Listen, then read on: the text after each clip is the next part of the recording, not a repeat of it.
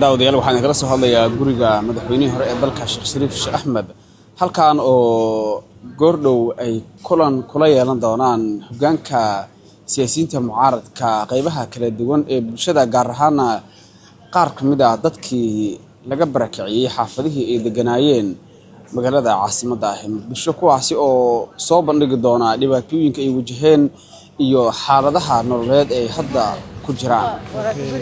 siyaasiyiinta mucaaradka intooda badan ayaa iyagu soo gaaray halkaan waa guriga madaxweynaha hore Sheekh Shariif Sheekh Axmed waxaana lagu wadaa inay warbaahinta la hadlaan kadib la kulanka bulshada sidoo kale qaar ka mid ah shacabka halkaan ku sugan oo markaasi tabanaya dhibaato ay sheegeen in dawladdu u geysatay kadib markii guryahoodii cagaf la geliyay ayaa iyaguna warbaahinta la hadli doona isla markaana ka warbixin doona xaaladaha ay wajahayaan iyo sida hadda ay noloshoodu tahay waxaana kulankani noqon doona sida aan xogaha ku helayno kulanka gabagabada dhowr kulan oo ay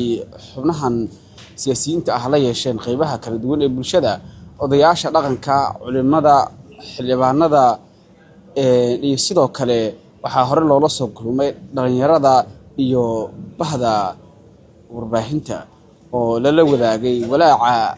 ay siyaasiyiintan ka qabaan waqtiga hadda